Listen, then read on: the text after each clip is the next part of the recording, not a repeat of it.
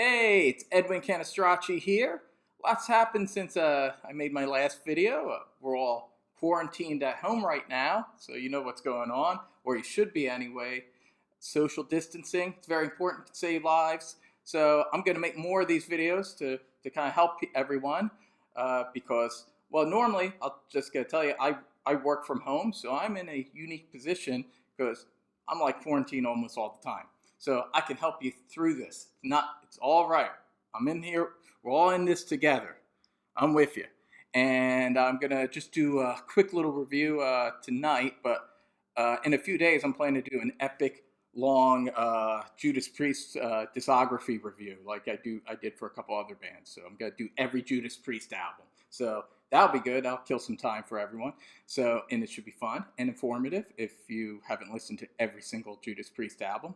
But in the meantime, just doing this just to tell everyone to hang in there. We're going to get through this. And you can witness, unfortunately, I'm pretty well stocked up with a lot of stuff. But unfortunately, this Johnny Walker Double Black is getting pretty low, as you can see. So I feel like that's just good for, well, tonight. So I think you're going to see the end of the Double Black. And that's sad, but I got some regular black, so I'm all right. But the double black is kind of special. And we're going to do a review. I'm going to review my favorite Doors album.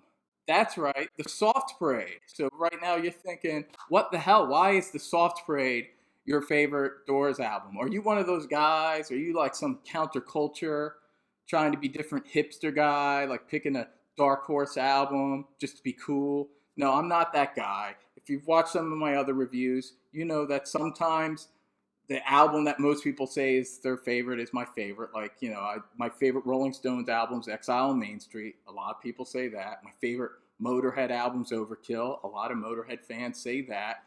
So I'm not that guy. But I'm also not the guy that's not going to pick a Dark Horse album just because a lot of people don't like it. Because that's also lame. If I like it, I like it. I don't care if a lot of people like it or a lot of people hate it. Just happens with the Doors, the album I like best is the one that most fans dislike the most. And I understand why. Actually, objectively speaking, this is probably the worst Doors album with Jim Morrison. Objectively speaking. But subjectively, there's just something about it. It's weird, too, because I shouldn't like this album. Because it's got a lot of horns and strings on it. And I don't normally like that mixing with my rock and roll. And actually normally, like when horns come into a song, I don't like, the Rolling Stones do it all right, but that's because they usually mix it down in the mix. Like it's not too prominent. Aerosmith does it sometimes, and they usually mix it up a little too high in the mix. I sometimes wish they didn't do that, but they're all right because Aerosmith and Stones are very funky, so they do it in kind of a funkier way.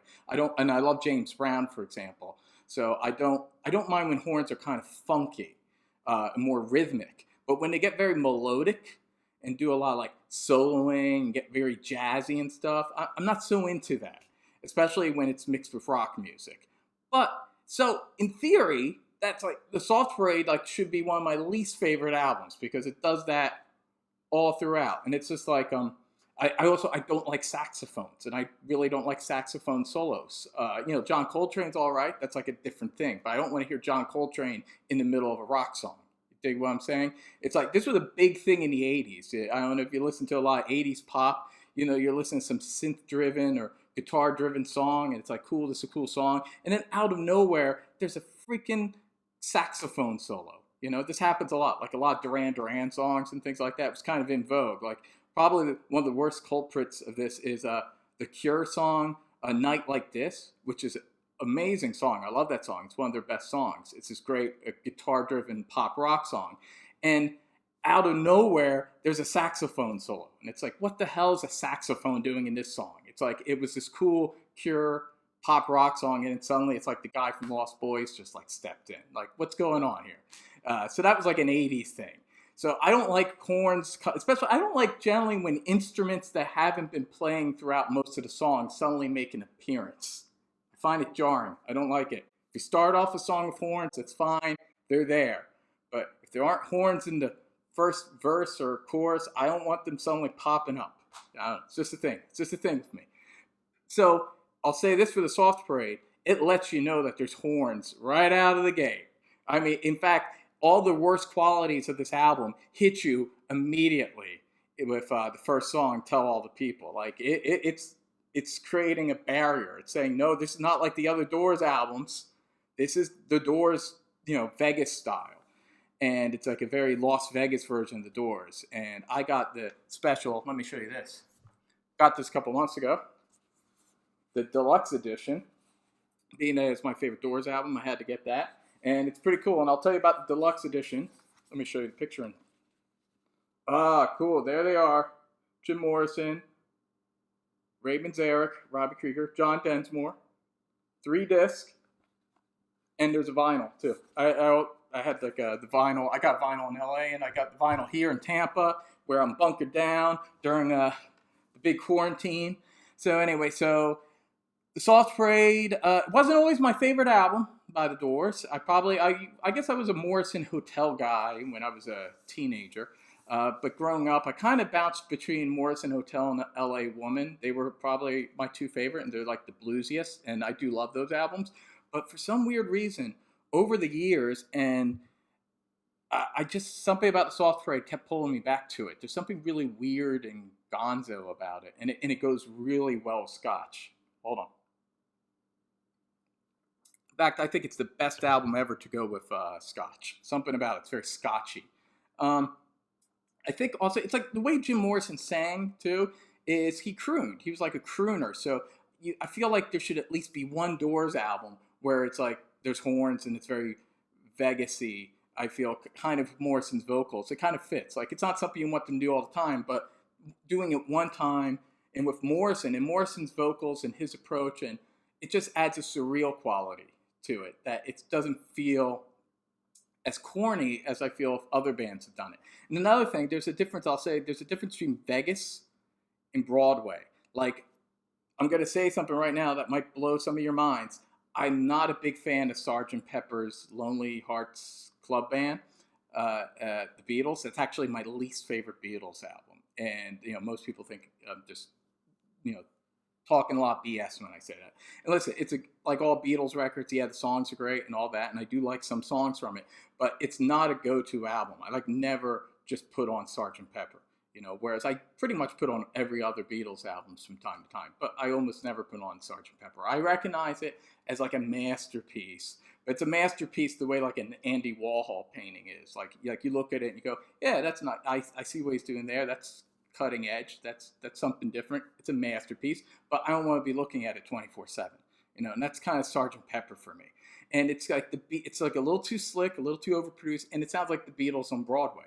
And I think that's probably why it's so popular, because people love Broadway. I don't. I'm not into musicals and Broadway and that kind of crap for the most part. But I can roll with some Vegas stuff. I like Sinatra. I like the Rat Pack. I like that groove a little more. I like some Burt Bacharach. I like that stuff, that loungy 60s style jazziness, like more of a Vegas guy than a Broadway guy. So it makes kind of sense when you think about it in those terms that the Doors go to Vegas, I would dig more than the Beatles go to Broadway. And Jim Morrison he brings this subversive edge to the album because he's like drunk off his ass for most of these songs. And his singing's not even it's not really his best, but in a way, the fact that he's, especially like on Tell All the People, he comes right out of the gate. I mean, he sounds drunk and he doesn't really sound like he likes the song. And that's because he doesn't like the song. In fact, this is the first album where Jim Morrison decided all the previous Doors albums, they had a credit it said all written by the Doors. Like it was a unified credit for all the songs. Even though some people now, they all know like Robbie Krieger wrote Light My Fire, and Jim Morrison did The End and Break On Through, and the more existential songs were Morrison songs, and the popular songs were the Robbie Krieger songs. And it was a great formula. But, in the sense of, in the spirit of democracy and Jim Morrison being a cool guy, he's like, no, we'll just say this is all the Doors. So it just says written by the Doors. But when Robbie Krieger played in Tell All the People, Jim Morrison was suddenly like, you know what? Maybe we should break up the songwriting credits. He didn't want people to think he wrote that song. So suddenly this is the first Doors album where they got different songwriting credits. So, but Tell All the People, it's like it hits you right out of the gate. The horns come on. They're really big and brassy, and corny as hell. And then Jim Morrison's like, "Tell the people." It's really corny stuff, but it's almost so bad. It's awesome. It's surreal. It's like the maverick hippies take over Vegas and like sing to the old squares. It's cool. I like it. It's probably my second least favorite song on the album, but there's still something about it that I really like. And then it goes into "Touch Me," which most people know that's like the biggest hit from the album, and that's great. That's just a great, perfect pop song, and it has a saxophone solo in it, but it's like there were horns throughout this whole damn song, so it doesn't come out of nowhere. It's not jarring. It kind of makes sense that, yeah, there's a saxophone solo in here.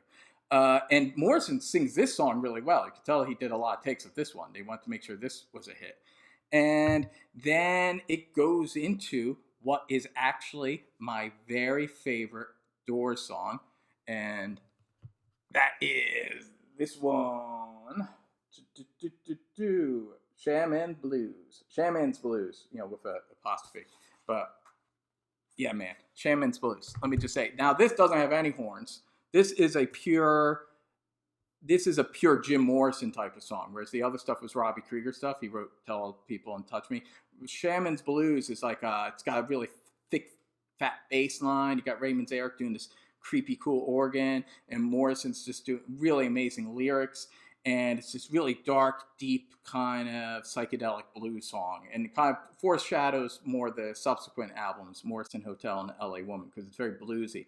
And this something about the song, it's just got such a dark groove to it. Morrison's getting his Mr. Mojo Rising thing going on, and I just love this song. To me, it's like the it of the Doors and everything I love about them and Morrison. And it's like, it's kind of the bait and switch. Like the first two songs are real poppy, but then this is like, yeah, this is the kind of cool rock song that Morrison likes. And there's a song called "Do It," which is probably the worst song on the album. And it's the one, Robbie Krieger and Morrison both wrote that one. And it's weird because it doesn't seem like the kind of thing Morrison would write, because it's real corny and it's like, please, please listen to the children. Real hippy dippy stuff. I don't really like it so much, but it's all right. It doesn't like disrupt the flow.